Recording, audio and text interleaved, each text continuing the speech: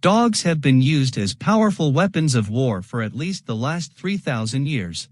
The ancient Egyptians, Greeks, Persians, Sarmatians, Assyrians, Britons and Romans are all known to have used dogs in combat, or for scouts, sentries, trackers or executioners. But the Spanish conquistadors employed war dogs on a scale that had rarely been seen before, and with devastating effect, and Becerrillo was their most prized weapon of war. Origins of war dogs.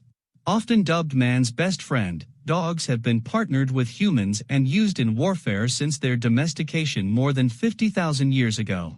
Not just for attacking, work hounds were used for protecting livestock or property, or for simple companionship. The earliest written account of war dogs comes from a classical source regarding Aliots, king of Lydia.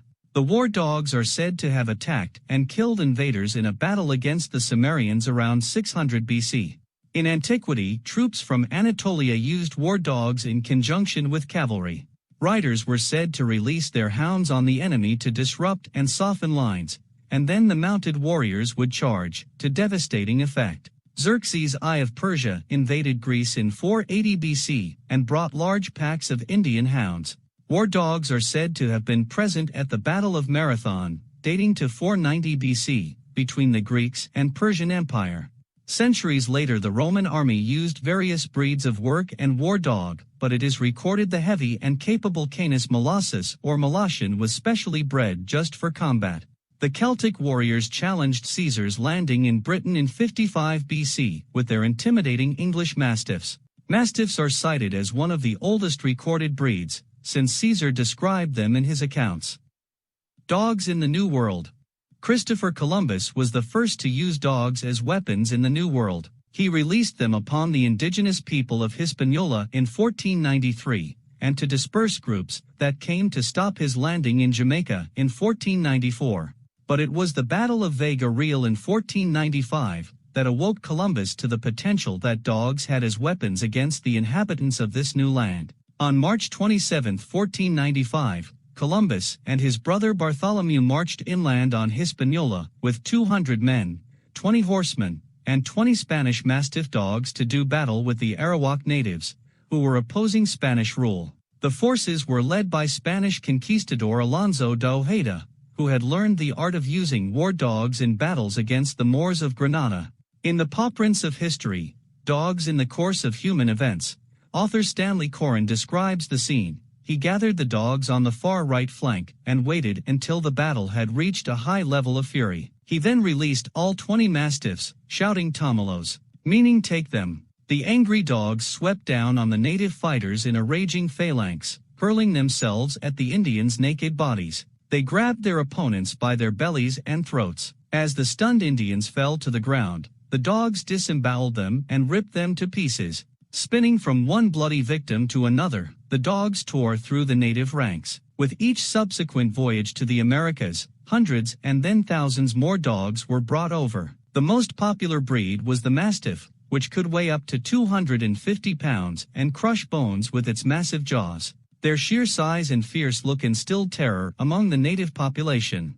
Famous conquistadors, like Balboa, Velázquez, Cortés, de Soto, Toledo, Coronado and Pizarro, all used dogs as instruments of subjugation, execution, and as a form of psychological warfare. But it was Juan Ponce de Leon, a top military official in the colonial government of Hispaniola, who unleashed the fiercest warrior of them all, Becerrillo. Becerrillo, the bull that was trained to kill.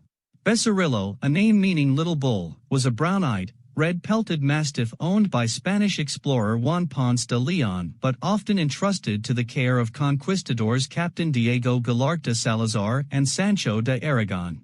Becerrillo's origins are uncertain, but it is believed he was born in the Americas in the kennels of Ponce de Leon. The earliest records of him date to 1511, but by then he was already described as sporting battle scars. Ponce de Leon was the conqueror of Puerto Rico. After landing there in 1508, he filled his pockets with gold before convincing Christopher Columbus's son, Diego, to declare him governor of the island. He then set out with men and dogs to subdue the native population and become rich. He trained his prized possession Becerrillo to become a powerful weapon. The dog was taught to distinguish between the Spanish and the natives, to search out and cut down runaway captives, and to kill in battle. The 16th-century Spanish historian and chronicler, Bartolomé de las Casas, reported that Becerrillo attacked his enemies with frenzied rage and defended his friends with great courage, adding that the indigenous people were more afraid of 10 Spanish soldiers with Becerrillo than 100 by themselves.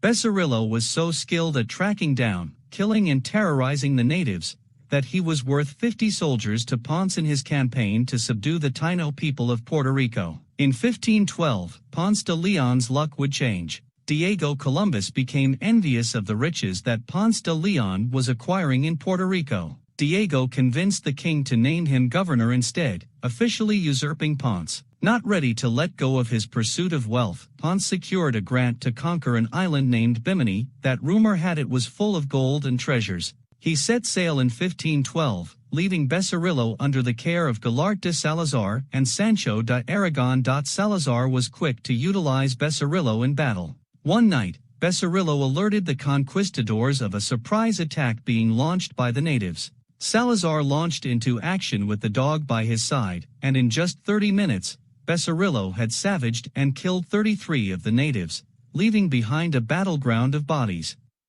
Becerrillo shows mercy.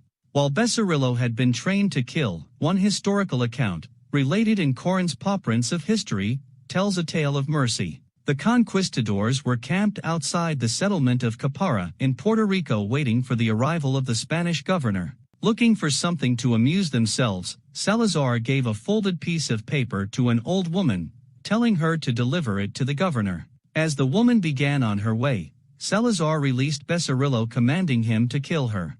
As the dog raced towards her, the woman dropped to her knees and was reported to have called out, "Please, my lord dog, I am on my way to take this letter to Christians. I beg you, my lord dog, please do not hurt me." Becerrillo sniffed the woman and then, disobeying his master's orders, turned and walked away. When the governor was told what had occurred, he released the old woman and forbade any further terrorizing of the locals, declaring, "I will not allow the compassion and clemency of a dog to overshadow those of a real Christian." The campaign of terror committed through Becerrillo came to an end one morning in 1514 when indigenous Caribs from the island of Vieques captured Sancho de Aragon. According to Spanish historian Gonzalo Fernández de Oviedo y Valdez in his 1535 Historia, the dog pursued the attackers who had taken off in dugout canoes, by making his way through the water. Becerrillo became an easy target and was hit by a volley of arrows. Spanish soldiers cauterized his wounds, but he died shortly afterwards. He was given a secret burial and, according to Oviedo, was mourned more than their fallen comrades. Like every soldier and every dog loyal to his master, Becerrillo was dutiful and allegiant until the very end. He may have killed many, but it was his masters that were the true killers.